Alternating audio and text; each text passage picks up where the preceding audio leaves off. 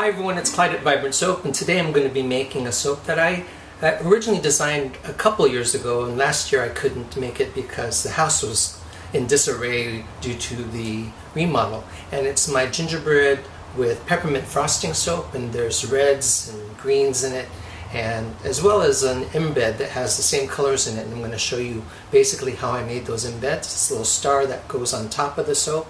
And following this video, the next soap that I'm going to make is another holiday soap, but it's going to be more muted colors, and I'm going to show you how I did that. It kind of reminds me of those old-fashioned Christmas cards where the colors are not quite as bright. But that one's called Dazzle, and look for that one. That will be coming up not too far from this one. Just a matter of finding time to do all these soaps, plus some commissions that I've had lately. But here we go with the soap making. I'm going to do two different versions of holiday soaps. And this is probably the most common. The bright red, bright green, and some white. But so you can see that I'm going to make a gingerbread and peppermint soap that's going to basically be in this color scheme.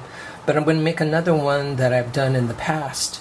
I call it Dazzle, and I'm going to change it some, and I'm going to explain what I did. Instead of the crisp white, I'm going to use a cream. And to get this cream, I have a combination of browns, orange, yellow, and some of the complementary colors there. It's just not as stark a snow white color. So basically we call that a cream. And I'm going to show you what I did with the green. So I started with the same kind of green, but I'm going to mix in a little bit of red to make it a little less in your face green. Make it a little darker so you can see it. So there's the green, and there's the red. It darkens the green. It makes it more of a, I guess, a forest kind of green, and it's not as bright. And then with the red, I'm basically going to do the same thing. The key here is the amount of color that I use. Here is mainly green with a little bit of red, and there's red with a little bit of green. So basically muting down the colors a little bit. Probably want a little bit more red than that. So you think you can see the difference.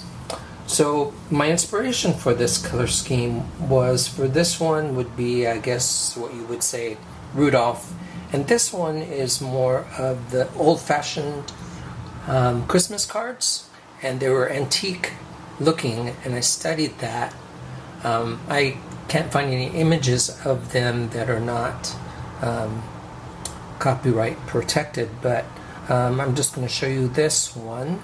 And it's a more subdued but still beautiful version of the holiday colors. Going to make that not quite as cream in that one.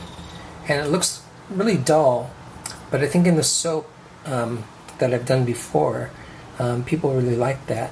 And this is my explanation for it. I might brighten up the colors just a little bit, but they're still muted down with the complementary color, and that's the color that's across from that color on the color wheel. So here's my red, and here's my complementary color. But if I use a little bit more red than green, I'll still get the red, but it's muted down. It's not as cherry red as it was before.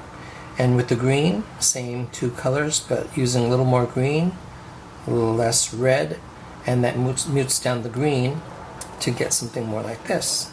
And let's get on with the soap making. Okay, let's mix up the milk and oils and clay. Get the lye and silk in there. So into this container, this is going to be my base. I have put my little bit of titanium dioxide because I don't want the gingerbread fragrance to turn it quite as brown. This one is going to be just my peppermint frosting. and I wanted a little more white. I combined most of my titanium dioxide in oil so that I wouldn't get the glycerin reverse. So here's my red. The white and the red are going to get my peppermint, and the main batch is going to get my gingerbread. So let's blend the gingerbread first. It tends to thicken a bit, but that's okay for this particular design.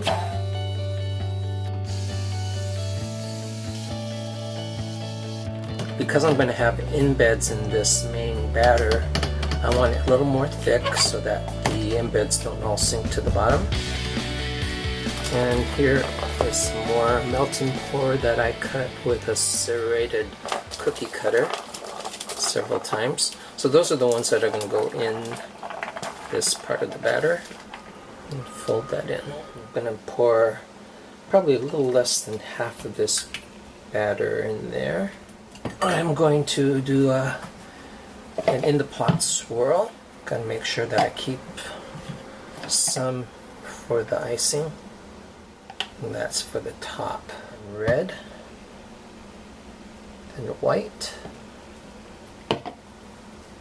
And back and forth so that when I pour it, I get a candy stripe.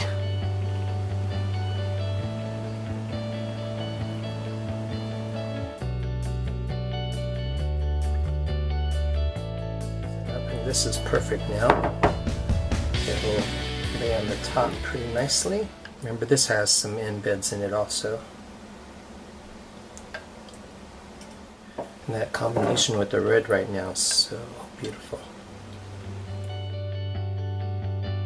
Okay, the other thing I'm going to do is I'm going to put some little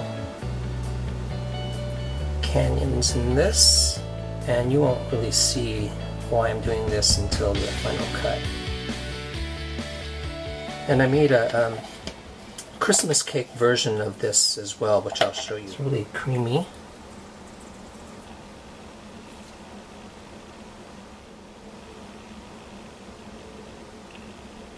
All I'm going to do is pull this up to a high point in the middle so that it can hold the embeds of the stars to be upright a bit.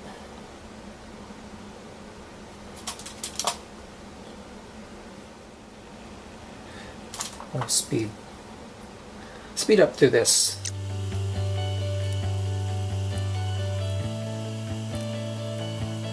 So I got those pretty evenly spaced, and just add the glitter. It'll look like it's snowing when I do that. Real simple on top. I have some other embeds that I thought, oh, I'll just put a bunch of things on the top, and I think it would just look too busy because remember, there's a lot of things going on inside it already. So this is my gingerbread with peppermint frosting soap. And hope you enjoyed that. I enjoyed making it for you, and we'll show you what it looks like when it's all cut. Okay, so I thought I'd show you how I did those star embeds. I just had one of my silicone molds, and I made 3 different colors of melt and pour, and then I poured a layer of one and let it set up a little bit, sprayed it with alcohol, and made sure that my next layer wasn't too hot before I poured it, in about the same width. And the reason for that is you don't want to melt the layer that you just poured underneath that. So it takes a little patience. But once I got this brick, I cut it like so, trying to get a uniform width. And then I took this nifty pastry cutter. It's not really a flower, but it looks like a star to me. Closest one I had. And I can get 2 stars out of this if I line it up right. Push it down, it cuts very nicely. And I can do another one, and it helps push the other one out. And I'm going to keep these as scraps for some more soap embeds. And then I found that the cap to my spray bottle works perfectly to just push everything out if I don't do that, it might break the layers apart, and I don't want that. So that's how I made the embeds, and thought you'd like to see that. There we go. So I've made this before, but not with these embeds before. Alright, let's see how this goes.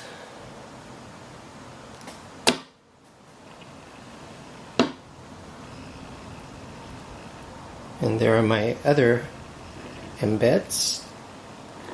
I just wanted red embeds in the actual soap, and you can see it's going to brown. So hopefully it'll brown to a nice gingerbread color. And I wanted the filling to look like peppermint. And it makes me hungry smelling this. There's that one.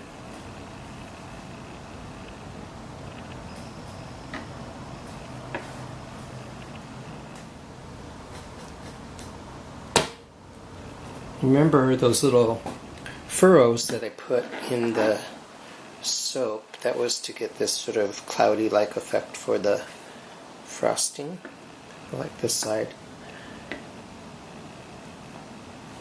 And I used a serrated cookie cutter, just the corner of it, to cut the red embed cubes so that they were a little more interesting.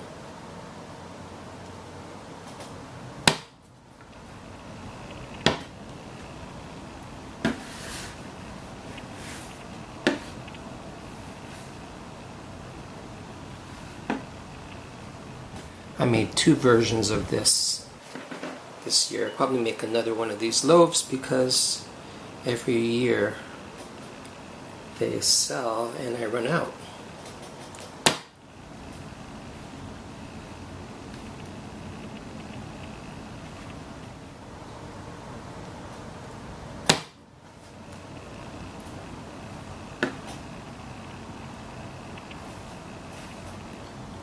It's a fun soap. It's not even October yet. And we have to be aware of the curing time, so I'm making it now. It has to cure, I'll probably let it cure for about 5 weeks or so.